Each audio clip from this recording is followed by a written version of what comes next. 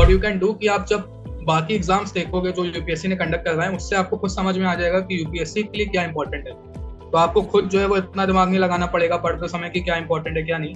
आप जो है वो यूपीएससी के क्वेश्चन से पता लगा लोगे कि सिविल सर्विसेज में क्या चीजें आने की प्रोबेबिलिटी ज्यादा है, and then you can read those things in detail, और उससे आपके जो क्वेश्चंस गलत हो सकते थे वो 2-4 क्वेश्चन ज्यादा सही हो जाएंगे, and you will be able to gain an edge over other candidate. तो अगर आप ब्लाइंड तुक्का लगाना हो, लेट्स से किसी को फॉरेस्ट का एग्जाम निकालना है, तो उसमें जो है वो you have to attempt lot of questions, उसमें आपको रिस्क लेना पड़ता है। तो अगर आपने ऐसे टाइप की एनालिसिस की हुई है पीवाईक्यूज में, तो आपको जो है वो 3-4 क्वेश्चन आपके ज्यादा सही होंगे, and you will be able to clear the forest cut off as well. And D is a king defeated in a battle by committing ritual suicide by starving himself to death. तो आपको जो है ना उसमें link मिलेगी कि वो वाला क्वेश्चन जब संगम पे पिछले साल आया था, वो जो है वो वॉरियर एथिक्स पे था, and D is also talking about that ethics which an individual should follow. So the linkage that you have drawn is quite intriguing, Divyang. 2022 का आपने बताया कि संगम poems have no reference to warrior ethics. और अगले साल भी question आ रहा है, a king defeated in a battle committing ritual suicide by starving himself to death. So that direct linkage being drawn to warrior ethics and a king starving himself to death after being defeated, थोड़ा सा फार fetch definitely लग सकता है as you have mentioned, but there is a learning here. Learning यही है, PYQs के correct answers और wrong options दोनों को आपको प्रोब करना है, because those are on the radar of the paper setter of or UPSC. All right, guys, let's start. I am Zishan Hashmi, Senior Program Lead at Civils Delhi, and I have with me Divyank Gupta, IPS, UPSC CSE 2022 exam. Guys, today Divyank is going to discuss with you strategy for the next 2.5 months, roughly 75 days that stand between us and the prelims 2024 exam, and we will have a very practical discussion. Theory aside, हम बात करने ही वाले हैं कि आगे आपको क्या करना है, रिवीजन वाइज क्या करना है, नोट्स वाइज क्या करना है, परफॉर्मेंस एनालिसिस किस तरह से करना है, and how you are expected to use PYQs in the most practical sense, most productive sense. But apart from the theory aspect, Divyank also show you practically how exactly you need to use PYQs and do the other stuff that Divyank is going to discuss with you. So, on this note, Divyank, over to you. Thank you, sir. Good evening, everyone. Sir has already given my introduction, so I think we can move on to the business. So this lecture or this session is basically about the 2.5 month strategy. जो last days होते हैं उसमें कैसे हम लोग को अपनी strategy बनानी चाहिए। तो बिफोर वी बिगिन, मैंने इस सेशन को ऐसे लिया हुआ है कि I will mainly focus on people जिन्होंने अभी तक एक भी अटेम्प्ट नहीं दिया है, या फिर जिन्होंने दिया है but they have failed bye margin of like 10 marks या 15 मार्क्स, ऐसे मार्जिन से जिनका नहीं हुआ है। And then I will also discuss about those candidate जिनका प्रीलिम्स निकला था बाय मार्जिन निकला या बाय बड़े मार्जिन से निकला, जैसे भी निकला, कुछ ऐसी चीजें which will be applicable to all candidates who are going to appear in this prelims exam. So let's begin. Sir, next slide. तो जिनका पहला अटेम्प्ट है, people who are first time attempter, for them अभी जो 2.5 months हैं, these are very crucial. First, what you have to do is कि focus on the most important subjects like economy. जैसे economy में around 20-25 questions हर साल economy से आते हैं। Polity में around 12 to 15 questions आएंगे जो आपके लक्ष्मीकांत पढ़ के ही हो सकते हैं, या फिर थोड़ा करंट अफेयर्स आप उसमें इंक्लूड करोगे तो उससे आपके हो जाएंगे। Then modern history is one subject जिससे आपके अराउंड 6-7 क्वेश्चन बनेंगे। एनवायरमेंट इज अनदर जिससे टोटल 15 क्वेश्चन आएंगे। So focus on these subjects first. इसमें आपको क्या करना है कि you can go through PYQs and try to find out कि कैसे क्वेश्चंस जो है वो उसमें आते हैं, and what are the patterns, कि what are the most repeated things. For example economy में यू विल फाइंड कि जो मनी से रिलेटेड होता है कि how many functions, like capital market हो गए वो कैसे फंक्शन करती है। M0 M2 जिसने अभी थोड़ा पढ़ा होगा उसको पता है कि ये क्या चीजें होती हैं। Money multiplier, all these things you have to look. ये आपको पीवाईक्यू देखने से समझ में आएगा, तो go through PYQs. Then what you can do कि स्टार्ट, अभी तक आई एम होपिंग कि अभी तक लोगों का एक आइटरेशन तो मिनिमम हो ही चुका होगा, because only 2.5 months are remaining, so एक आइटरेशन तो कम से कम हुआ होगा। Now what you have to do is कि गिव सेक्शनल टेस्ट, और उस जब आप सेक्शनल टेस्ट दोगे, उसके बाद जो है वो फिर आपको इश्यूज समझ में आएंगे। Then go back to the sources which you have read, और उसके बाद जो है वो उसके नोट्स बना लो आप, या फिर उसी बुक में जो चीजें मिस की हैं, you can do that. So in this way you will follow iterative approach, and आपका जो सब्जेक्ट है, जो इंपॉर्टेंट सब्जेक्ट्स हैं, दे विल बिकम स्ट्रॉन्ग। तो ऐसा आपको जो सबसे इंपॉर्टेंट सब्जेक्ट्स मैंने बताया उसके लिए आपको करना है। इन इसमें इसकी डेडलाइन आप ये रख सकते हो कि फ्रॉम नाउ, लाइक 1 अप्रैल है, 1 अप्रैल से फर्स्ट वीक ऑफ मे या second week of May, like mid May तक आपका ये काम कंप्लीट हो चुका होना चाहिए। And you should have a firm grasp on these topics, so that you have around one month left for FATs. तो जब आपके पास एफएटीज बचे होंगे, फिर लास्ट 1 मंथ में या 35-40 डेज जो आपके पास बचे होंगे, you will have to move towards solving lot of full length test.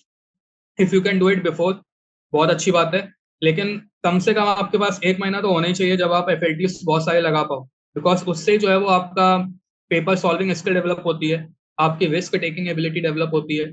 You come to realise कि कितने क्वेश्चंस आपको सॉल्व कर अटेम्प्ट करके आने हैं, कितने आपको छोड़ने हैं। तो ये सब क्वेश्चंस तभी होंगे, ये सब चीजें तभी डेवलप होंगी when you are solving FATs. Sectional से ये सब चीजें नहीं डेवलप हो पाती हैं। तो फोकस सेक्शनल का 1 महीने तक ही है, अराउंड 30-35 डेज तक का ही है। उसके बाद you have to shift towards FATs. ठीक है, दिस वाज फॉर पीपल जिनका अभी एक ही अटेम्प्ट हुआ है, बिकॉज वो नए हैं, उनको अभी सेक्शनल पे फोकस करना पड़ेगा। Now we will move on to those जो पहले अटेम्प्ट दे चुके हैं but they missed by very less margin, या फिर 10-15 मार्क्स उनका मिस हुआ है। उनको अब क्या करना चाहिए? We will move on to next slide. Okay, before we start with the other set of students who have missed prelims by 10 to 15 marks, guys, I'm reiterating my instruction. Please keep your cameras on. Let's not have black boxes on the screen. Let's keep it interactive. आपसे doubts लिए जाएंगे, आपसे questions लिए जाएंगे अगर आपके cameras on है। Yes, please continue दिव्यांग। Yes sir. तो ये मैंने बता दिया, ये स्लाइड किसके लिए है, जिन्होंने ऑलरेडी प्रीलिम्स दिया हुआ है, तो उनसे ये एक्सपेक्टेड है कि उन्होंने लास्ट ईयर भी एफएटीज काफी लगाए होंगे, और या फिर नहीं लगाए तो सेक्शनल लगाए होंगे। तो इसलिए they can move on to the main business which is की फोकसिंग डायरेक्टली ऑन द एफएटीज।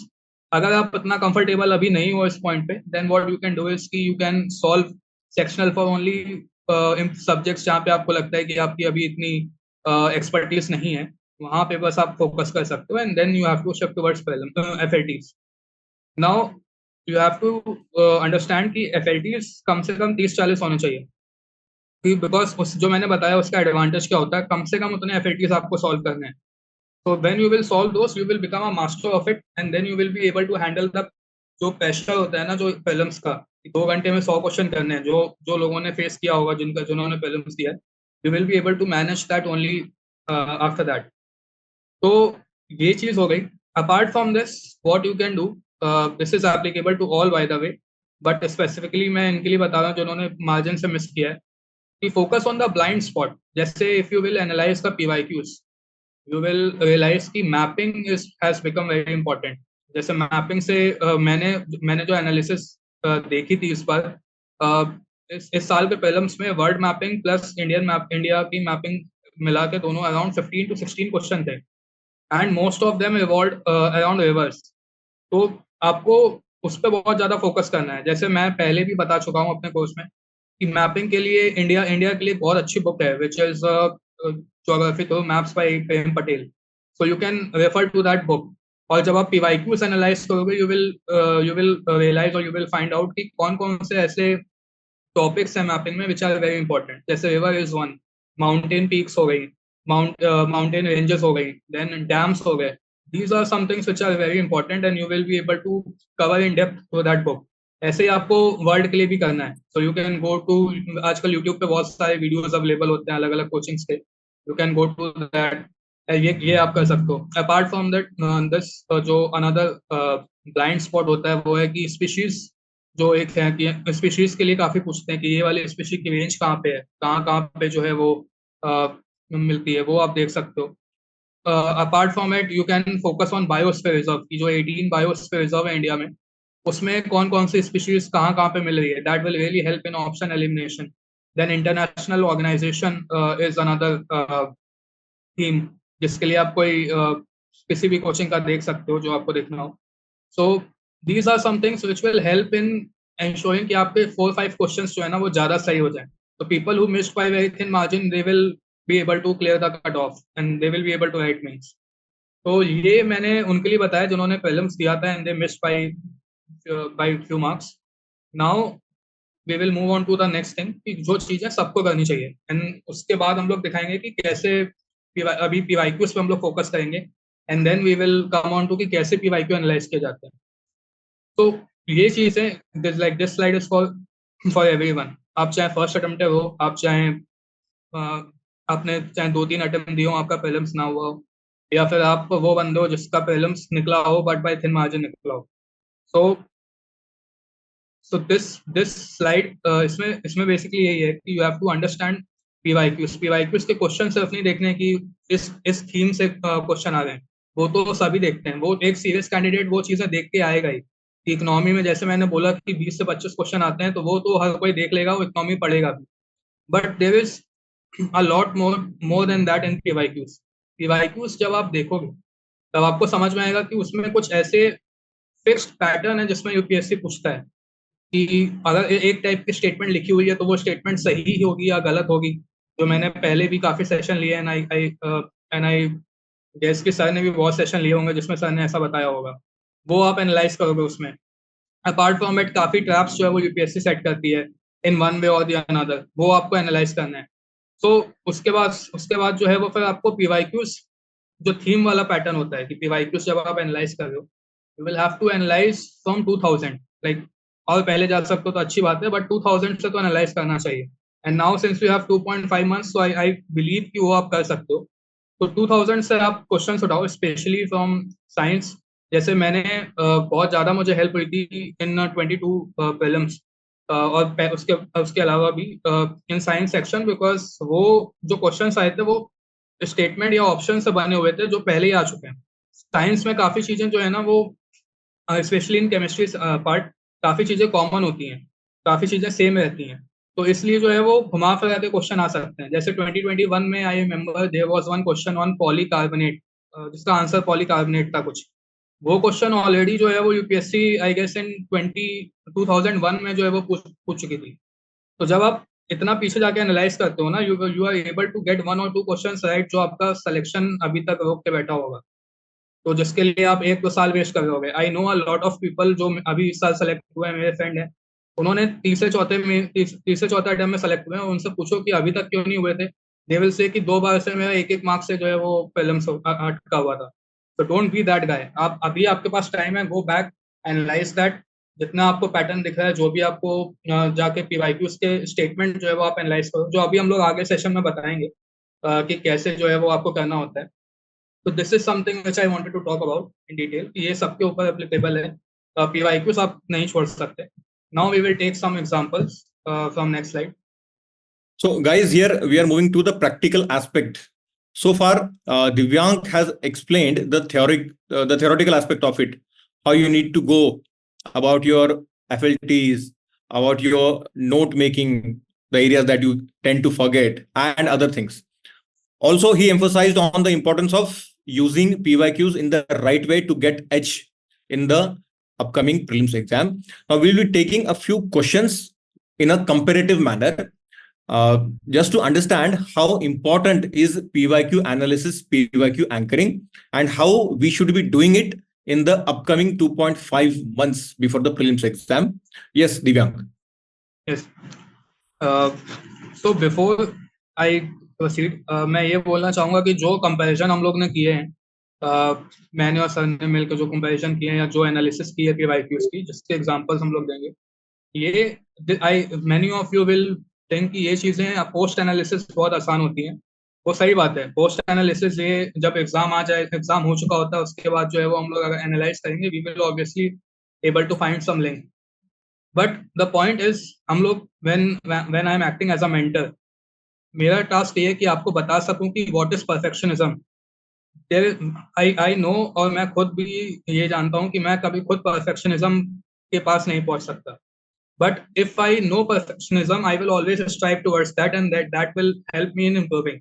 तो लेट्स से मैं जो भी अभी चीजें बोल रहा हूँ वो आपको लगे कि ये तो एग्जाम के बाद कोई भी कर लेगा, but until unless I show it to you, you won't know how to do it. और मैं मानता हूँ कि you won't be able to do this even in 50% of the questions जो पोस्ट एनालिसिस दिखाए जाएंगे. बट अगर आपने वो 2-3 क्वेश्चन भी निकाल लिए ना, तो आपके 5-6 नंबर बढ़ जाएंगे ऐसे ही, and you will be able to clear prelims exam by decent margin. तो हम लोग का एम वो है कि आपको बता सके कि what is perfectionism, and then it is up to you how to pursue that perfectionism, how to pursue that path towards perfectionism. तो Makes इसलिए sense. मैं पहले से क्लैरिफाई कर रहा हूँ, डोंट एक्सपेक्ट कि इस साल हम लोग सारे क्वेश्चन प्रेडिक्ट कर लेंगे एग्जाम में, ऐसा कुछ नहीं होगा. मैं बस आपको this will motivate you to go through PYQ in a detail manner so that it helps you in increasing your marks in the actual exam. तो ये हम लोग का ऑब्जेक्टिव है, and you should focus, you should listen to it and focus on this with this attitude. Sir before, sir मुझे लगता है पहले 2022 वाला दिखा देना चाहिए इसके Yeah. से. So, which of the, this is a 2022 prelims question. So, listen to it carefully. Which one of the following statement about Sangam literature is in ancient South India is correct? Option A is Sangam poems are devoid of any reference to material culture.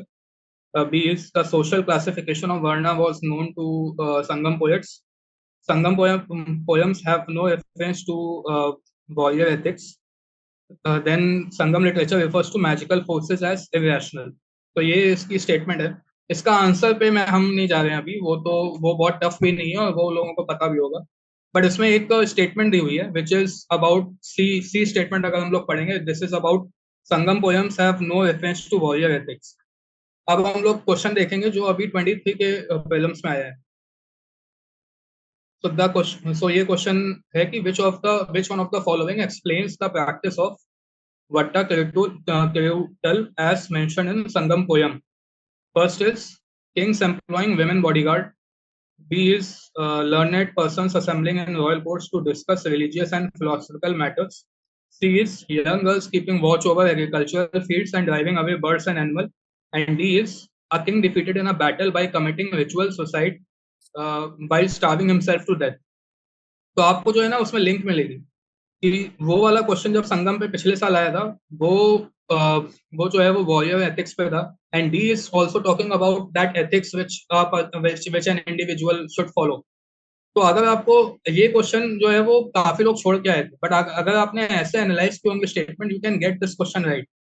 अब ये थोड़ा फार fetch भी लग सकता है, but if you will analyse PYQs, आपके काफी answer ऐसे ही निकलेंगे. फॉर एग्जाम्पल 2022 में एक क्वेश्चन था with respect to IMF. Options में कुछ एक चीज पूछी थी, एंड मैंने उसकी अभी स्क्रीनशॉट नहीं लगाया इसमें, बट उसमें पूछा हुआ था कि ये एक टर्म है विच इज ये एसोसिएटेड है किससे, वर्ल्ड बैंक से, IMF से है, UNEP से है, या फिर एक और कोई बॉडी दी हुई थी. और 2020 में जब मैंने अटेम्प्ट दिया था तब भी एक सिमिलर टाइप की चीज पूछी गई थी जिसमें आंसर वाज IMF. तो मुझे उस समय वो हल्का मुझे लगा कि उस साल आंसर वाज IMF, इस साल भी जो है वो सिमिलर टाइप की चीज पूछी है, तो आंसर शुड बी IMF. और मैंने टिक किया and it was right. So what I am trying to say कि ये मैंने एक एग्जांपल आपको दिया है, but if you will go back and analyse PYQs, तो जो स्टेटमेंट में जो पहले यूपीएससी पूछ चुकी है, not only the right option, but अगर गलत ऑप्शन में भी वो दिया हुआ है ना, तो अगर इस साल वो रिपीट हुआ है तो हाई प्रोबेबिलिटी है कि आप उसको वो टिक करोगे तो वो सही हो सकता है. या फिर अगर आपने उसको अच्छे से एनालाइज किया है, संगम लिटरेचर में अगर एक एक ऑप्शन को अगर आप एनालाइज करते, तो आपको पता चलता कि जो सी पार्ट है वो एक्चुअली में वट्टा के उत्तर की बात कर रहे हैं. तो this is what I am trying to say. And I know कि ये बहुत ही टीडियस टास्क है, ये बहुत ही मुश्किल चीज है खुद से करना, but I think sir has talked about this and worked on this a lot, and in the course also we will try to work on this, कि हम लोग आपकी हेल्प कर सकें इस चीज को रियलिटी बनाने में, इस चीज को कि आप सारे जितने पीवाईक्यूज रेलेवेंट है उसको डिटेल में पढ़ पाओ, not only the correct answer but also the wrong options. तो this was one example. So the linkage that you have drawn is quite intriguing, Divyang. 2022 का आपने बताया कि संगम poems have no reference to warrior ethics. और अगले साल question आ रहा है, a king defeated in a battle committing ritual suicide by starving himself to death. So that direct linkage being drawn to warrior ethics and a king starving himself to death after being defeated. थोड़ा सा फार fetch definitely लग सकता है as you have mentioned, but there is a learning here. Learning यही है, PYQs के correct answers और wrong options दोनों को आपको प्रोव करना है, because those are on the radar of the paper setter of और UPSC. That's the learning that we are getting. Makes complete sense. आगे बढ़ते हैं दिव्यांग. Yes sir. सर इससे पहले वो वाला, हाँ देख ले. तो ये वाला क्वेश्चन भी ऐसे ही है, 2022 में आया था ये. तो दिस इज अबाउट ये कंट्रीज की हुई है, एंड देन उसमें पूछा गया है कि न्यूज में क्यों थी है. तो फर्स्ट है चैट के लिए बात की, गिनी के लिए, लेबनान, टूनिसिया. तो ये इन्होंने दिया हुआ है. देन 2023 में हम लोग देखेंगे कि इन्होंने वापस से पूछा हुआ है कि in the recent years chat, Guinea, Mali, Sudan got the international attention for which one of the following. तो हम लोग जो अभी इसमें देखो सीधे सीधे पूछे हैं हम लोग, तो अभी ऐसे जा भी नहीं है कि आप 5 साल पहले जाके देखो. हम लोग अभी बस बात करें कि आप अगर 1 साल पहले भी देखो, वो यूपीएससी 1 साल बाद भी रिपीट कर रहा है. And you have to understand कि यूपीएससी में जो लोग बैठे हुए हैं, they are also government servants. और वो गवर्नमेंट सर्वेंट का, I don't want to disrespect anyone, but paper setter या जो भी होते हैं, उनको अपना काम को आसान ही बनाना है. उनके लिए जो पहले से आ चुका है उससे क्वेश्चन उठा के पूछना, घुमा फिरा के, इट्स मोस्ट ईजी. सबसे ज्यादा ईजी है कंपेयर टू कि वो खुद से जाके एक फ्रेश टॉपिक उठाएं और फिर जो है वो उस पर एक नया क्वेश्चन बनाए. फिर नए क्वेश्चन में सही आंसर तो बनाना आसानी होता है, बाकी 3 गलत ऑप्शन भी आपको बना के दें, that is a very difficult task. अगर किसी ने एक क्वेश्चन भी पीवाईक्यू प्रीलिम्स का बनाया होगा ना, उसको पता होगा कि गलत ऑप्शन सोचने में कितना कितना ज्यादा मेंटल एनर्जी वेस्ट होती है. तो इसलिए you have to understand the psyche behind people who are making exam. कि भाई जो आ चुका है उससे घुमा फिरा के पूछ लो, उनका काम आसान होगा और आपका काम आसान हो जाएगा if you do the same thing. तो वही लिंक इसमें भी दिख रहा है हम लोग को. Okay, so not just one, not just two, there are many questions on these lines. जैसे अभी दिव्यांग ने बताया 22 का ये क्वेश्चन, जिसमें कैड, गिनिया और अदर कंट्रीज का रेफरेंस दिया है मैच द पेयर फॉर्मेट में, और अगले साल 23 में Chad, Guinea and 2 other countries उनका रेफरेंस दिया है. और यहाँ पर अगर हमने पिछले क्वेश्चन को थोड़ा भी बेसिक लेवल पर भी अगर प्रूव किया होगा, we would know that these countries have been in news for successful coups. Fine, so that's the learning here. Okay, आगे बढ़ते हैं दिव्यांग. Yes sir. तो इसमें भी ये वाला थोड़ा सा गैप हो गया है बिटवीन, ये 2016 का है, वो वाला 2022 का है. इसमें बट थीम इज सेम. जैसे ये वाला हम लोग देखेंगे कि which of the following had first deciphered the ethics of Ashoka. तो इसमें आंसर पे नहीं जाएंगे, बट द थीम इज कि इट इज अबाउट किसने किसने जो है वो आर्कियोलॉजी का थीम है इसमें. और जब हम लोग इसके पहले वाला क्वेश्चन अगर देखें पिछली स्लाइड में, तो दिस इज 2023 का क्वेश्चन है. With reference to Indian history, Alexander V H Longhurst, Robert Sewell, James वर्गीस and Walter Elliot were associated with कौन सा. तो इसमें जैसे आर्कियोलॉजी का पूछ लिया है, आर्कियोलॉजी एक ऑप्शन है, बाकी 3 जो है वो इंग्लिश पे से 6 रेलवे है. ये भी थोड़ा फारफेच लगेगा, नो डाउट, बट ये हम आपको बस वही बता रहे हैं कि ये जैसे थीम्स जो है वो सेम आएंगे, कि अगर उस थीम पे पूछा है तो वैसे ही जो है वो वापस से उसने पूछ लिया कुछ साल बाद. तो अगर आप ब्लाइंड तुक्का लगाना हो, लेट से किसी को फॉरेस्ट का एग्जाम निकालना है, तो उसमें जो है वो you have to attempt lot of questions, उसमें आपको रिस्क लेना पड़ता है. तो अगर आपने ऐसे टाइप की एनालिसिस की हुई है पीवाईक्यूज में, तो आपको जो है वो 3-4 क्वेश्चन आपके ज्यादा सही होंगे and you will be able to clear the forest cut off as well. इसमें रिस्क होता है, नो डाउट, ये गलत होने का बहुत हाई चांस है, but prelims is a game of probability and not guarantee. तो वो आपके रिस्क टेकिंग एपेटाइट पे भी डिपेंड करेगा.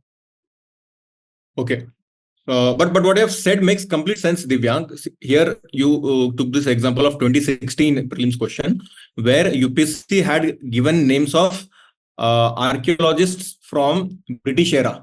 Okay, and same thing UPSC has done in 2023. It has given a long list of people associated with archaeology or archaeological excavations: Alexander Ree, A.H. Longhurst, Robert Sewell, James Burgess, Walter Elliot, and they are associated with what? Archaeological excavations. तो theme वही repeat हो रही है, archaeological excavations during the British era. Fine, so I get your point. If we are prepared as per this PYQ anchor, UPSC archaeology और archaeological excavations से जुड़े हुए Britishers के ऊपर क्वेश्चन पूछा है, फ्यूचर में भी पॉसिबिलिटी पूछ सकती है. So that clarity we should be having at the back of our mind. Makes sense. Okay, let's move ahead. Yes sir. Now this is the geoscientist wala thing. Sir ये तो वही है जो काफी लोग बोलते हैं कि जो यूपीएससी जो बाकी एग्जाम भी कंडक्ट करवाती है, you should just have a glance to them. जैसे CDS is one thing which is very famous. अगर सीडीएस में किसी एक चीज पे क्वेश्चन आया हुआ है तो आपको हल्का सा आइडिया होना चाहिए, आप थोड़ा सा गूगल करके पहले से जाओ, क्योंकि सीडीएस और जो यूपीएससी का जो सिविल सर्विसेज का आता है उसमें काफी लिंक बैठ जाएंगे। ऐसे ही ये कुछ क्वेश्चन है जो जियो साइंटिस्ट में पूछे गए थे एग्जाम में, एंड देन फिर पूछी है। जैसे जननी सुरक्षा वाला 23 में पूछा है कि ऑप्शन है कि JSY is a safe motherhood intervention under the National Health Mission. Second is the objective of JSY is to reduce maternal and neonatal mortality.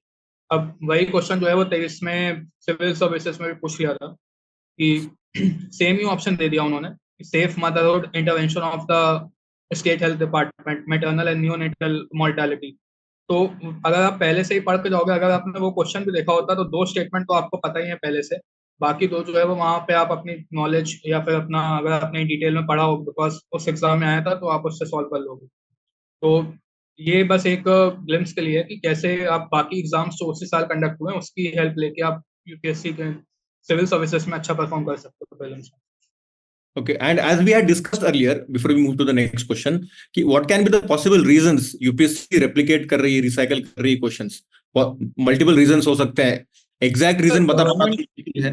हाँ मतलब अब रीजन तो हम लोग वही है कि पोस्ट एग्जाम एनालिसिस है, बट अगर वैसे सोचा जाए कि बिकॉज दिस स्कीम्स बहुत ज्यादा पॉपुलर है, फ्लैगशिप स्कीम टाइप की है थोड़ी गवर्नमेंट। फिर जो है वो अगर हम लोग बजट का एम देखें या वैसे देखें, नारी शक्ति is one of the agenda of the government. अमृतकाल में we have to focus on women empowerment, तो उस लिए भी बहुत ज्यादा इंपॉर्टेंट चीजें हैं ये, तो उस लॉजिक से देख सकते हैं। बट इतना कैंडिडेट के लिए, हर एक कैंडिडेट के लिए करना काफी मुश्किल होगा कि हर एक ऐसे चीज जो है वो एनालाइज करे। व्हाट यू कैन डू कि आप जब बाकी एग्जाम्स देखोगे जो यूपीएससी ने कंडक्ट करवाए हैं उससे आपको खुद समझ में आ जाएगा कि यूपीएससी के लिए क्या इंपॉर्टेंट है। तो आपको खुद जो है वो इतना दिमाग नहीं लगाना पड़ेगा पढ़ते समय कि क्या इंपॉर्टेंट है क्या नहीं। आप जो है वो यूपीएससी के क्वेश्चन से पता लगा लोगे कि सिविल सर्विसेज में क्या चीजें आने की प्रोबेबिलिटी ज्यादा है, and then you can read those things in detail, और उससे आपके जो क्वेश्चंस गलत हो सकते थे वो दो चार क्वेश्चन ज्यादा सही हो जाएंगे, and you will be able to gain an edge over other candidate. Okay. Yeah. तो इसमें ये भी वही चीज है कि ये वाला क्वेश्चन भी जो है वो जियो साइंटिस्ट में जैसे पूछा गया था 23 में पूछा है, स्विफ्ट वाला सिस्टम वैसे भी जो है वो ये चल रहा था वर्ल्ड उसकी वजह से, रशिया यूक्रेन वॉर की वजह से। और 23 में जो है वो इन्होंने पूछा स्विफ्ट वाला, और देन सिविल सर्विसेज में प्रीलिम्स में पूछ लिया स्विफ्ट सिस्टम। तो जिसमें वो थोड़ा बहुत देखा होगा वो ये ऑप्शन एलिमिनेट, या जैसे मैं आंसर पे नहीं जा रहा हूँ अभी, I am just giving an idea कि क्या लिंक होती है, बता रहे हैं। या ओके, आगे बढ़ते हैं। या now let's also speak about the logical aspect of the questions apart from replication. Many times पढ़ने के बाद भी, अच्छे से रिवाइज करने के बाद भी, कई बार आपको कॉमन सेंस से सॉल्व करना पड़ते हैं क्वेश्चंस एग्जामिनेशन हॉल में अंडर एग्जामिनेशन प्रेशर। सो ये वाला एग्जांपल लेकर बताओ दिव्यांग, इसको हम कैसे अटेम्प्ट कर सकते हैं उस प्रेशर में? तो जैसे ये वाला मेरे वाले सेट में 6 नंबर का क्वेश्चन था ये, तो उसमें जो है वो ये वाला सही भी हुआ था। इसमें जैसे ilmenite and butyl evidently available in certain coastal tracts of India are rich sources of which of one of the following? तो ऑप्शंस हैं aluminium, copper, iron and titanium. अब जैसे मैंने अभी पहले बोला था कि अगर आप एक एग्जामिनर हो, जो पेपर सेटर हो, आपको ये क्वेश्चन आपने ये क्वेश्चन सोचा, तो किसी भी बंदे के लिए गलत ऑप्शन सोचना बहुत टफ काम होता है। सही आंसर तो पता ही होता है उसको कि ये है, बट ऐसे ऑप्शन उसको बनाने हैं कि कि पढ़ने वाला कंफ्यूज हो जाए और उसके लिए मुश्किल हो जाए वो क्वेश्चन सॉल्व करना। तो अगर मैं पेपर सेटर होता, मेरे लिए पहले 3 ऑप्शन सोचना बहुत आसान है, एल्यूमिनियम, कॉपर, आयरन, बिकॉज ये डेली यूज में आते हैं और मुझे पता भी ये कॉमन एलिमेंट है, बचपन से यूज भी किए होंगे, टच किए होंगे। But titanium is one thing जो मैंने बचपन से इतना फ्रिक्वेंटली सुना भी नहीं है, यूज भी नहीं किया। If I were making this paper, this question, titanium मेरे दिमाग में गलत ऑप्शन के तरीके नहीं आएगा कभी कि अच्छा मैं टाइटेनियम डाल देता हूँ ऑप्शन में। वो तभी आ सकता है प्रोबेबिलिटी है, again this is a game of probability बहुत हाई है कि अगर वो तभी आ सकता है जब वो सही आंसर हो। तो ये अगर आप लॉजिक लगाओगे तो मैंने ये लॉजिक लगाया था, एंड देन मैंने टाइटेनियम टिक किया और वो सही आंसर था। तो this is about the common sense और लॉजिक की, think it from the perspective of paper setter. Okay, इसको ऐसे भी देख सकते हैं कि aluminium, copper, iron, now these are well defined and well described in your conventional books like NCERTs, हाँ वो भी है, compared वो to भी है। titanium, हाँ हाँ। right? लाइक हम लोग को, हाँ हम लोग को जैसे जो है वो ओस पता होते हैं आयरन के, वो कॉपर के पता होंगे, वो भी एक तरीके से, हाँ, वो भी सही odd है। one odd one out situation यहाँ पर हो जाती हाँ, है। और ओके, बनाओ। Yes, makes complete sense. Let's take one more example, दिव्यांग, ये वाला। यस सर, सर ये वाला पहले भी जो हम लोग बात कर चुके हैं, जिन्होंने पहले सेशंस अटेंड किए हैं उसमें, जो इसमें इस क्वेश्चन में वो है कि जब यूपीएससी जबरदस्ती कोई चीज घुसेने, दो चीजों को एक साथ लाने की कोशिश कर रही होगी। ये चीज इस केस में तो होती है, लेकिन इस केस में नहीं होती है। जब भी ऐसा बट लगा के कुछ स्टेटमेंट आ गई, या फिर दो अलग स्टेटमेंट को एक साथ मर्ज कर दिया, जब ऐसी चीजें होंगी तो you have to get cautious कि उस सही, and then you have to analyse. उस समय जितनी भी आपके पास नॉलेज है उस सब्जेक्ट की, उससे आपको सोचना पड़ेगा कि सही में ऐसा होता है कि नहीं। अगर आपको नहीं लगता है, then such statements are wrong in most cases. जैसे ये वाले क्वेश्चन में देखेंगे, interest income from deposit in InvITs distributed to their investor is exempted from tax, but the dividend is taxable। तो मतलब जो बट लगा के इन्होंने जब वो कर रहे हैं, ये हटा दिया। जब भी ऐसी चीजें हैं, और ये पीवाईक्यू में आपको दिखेगा। जैसे इस बार जब मैं लोगों से बात कर रहा था, पीपल वर सेइंग कि यूपीएससी में एलिमिनेशन तो हट ही गया है। अब जो है वो पास्ट पीवाईक्यूज की कोई रेलेवेंस नहीं है, सब चीजें हट गई हैं। बट यहीं ये पे तो वो आता है थोड़ा सा कंट्रोवर्शियल बात कर रहे हो तुम, दिव्यांग, but sir but this stands true. Apply होता है ना भाई। या तो लोगों ने इस बार भी निकाला है, जिन्होंने अच्छे मार्जिन से निकाला, उन्होंने भी तो पीवाईक्यू, उनको थोड़ी पता था कि वो पेपर आने वाले हैं। तो हाँ, एलिमिनेशन सीधे तो नहीं लगेगा, ऑब्वियसली वो टाइप का एलिमिनेशन नहीं लगेगा, बट यूपीएससी ने ये टाइप के क्वेश्चन देके, स्टेटमेंट वन स्टेटमेंट टू वाले देके चीजों को काफी आसान कर दिया था। तो ये तभी आप कर सकते हो जब आपने पीवाईक्यूज को एनालाइज किया हो, कि बट जब भी आ जाएगा बीच में कहीं पे, या फिर एंड करके दो स्टेटमेंट मर्ज किए हैं जिसको, जो अलग अलग स्टेटमेंट थे, जो मैंने पहले भी बताया हुआ है, काफी क्वेश्चन ऐसे पीवाईक्यूज में है, जो कोर्स में भी मैंने बताया हुआ है। वहां पे आपको कॉशियस होना है। तो अगर इसमें आप पहली स्टेटमेंट हटा दोगे तो आपका आंसर सीधे आ जाएगा, विच इज डी। सेकंड ना भी पढ़ो तो भी आपका आंसर सीधे आ गया। तो अच्छा, तो आप like you are saying here कि जो स्ट्रक्चर है सेंटेंस का, that is problematic.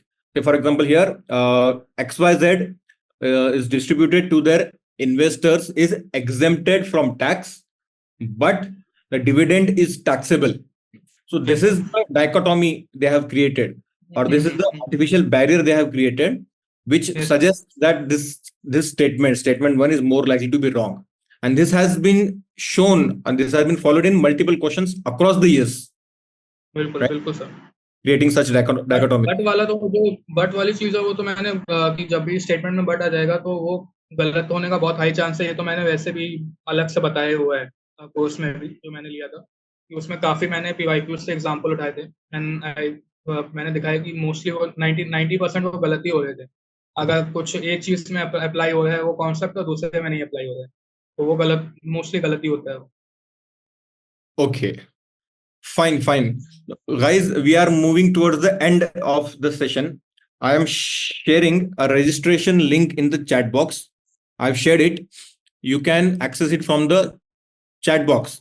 Guys, all the practical learnings that Divyang has discussed in this webinar so far.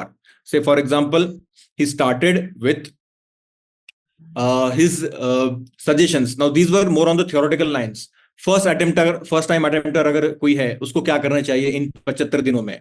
If someone has given attempt earlier but missed by a margin of 10-15 marks or more, then what that student is expected to do in the coming 75 days? Divyang dwelled on that. Then he spoke about the areas which are applicable to all, irrespective of the fact whether you are new, whether you are a seasoned player, it is equally applicable. Which are those applicable areas? Understanding the patterns, traps, hints in the PYQs, and giving emphasis to PYQs starting from 2000s. Now, guys, this is something that Divyank and I are doing as part of the Dominate Prelims Final Batch. The PYQ analysis that you have seen, say for example, comparison between Vattakiruttal and this question asked in Sangam, and all the other questions that you have seen. Added to it, the questions that we have also solved using common sense logic. So guys, apart from the academic aspect तो strong करना ही है, revision तो करना ही है, mock tests तो देने ही है, conventional books तो पढ़ने ही है. But apart from that, analyzing PYQs in the right way, having a proper PYQ analysis approach, PYQ anchoring approach holds all the more importance looking at prelims 2023 and yes, more so prelims 2023 and prelims 2022. Also, the shock value that UPSC has increased in prelims. We are expected to attempt questions in the examination hall about which we might not have any idea, or we might just have slight idea.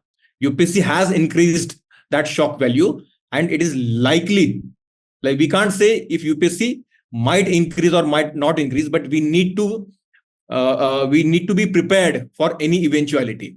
So for that, using common sense, using logic, and doing PYQ anchoring, PYQ analysis in the right way, in a group format, in an environment where your mentor is with you. Here, Divyank and I are your mentors.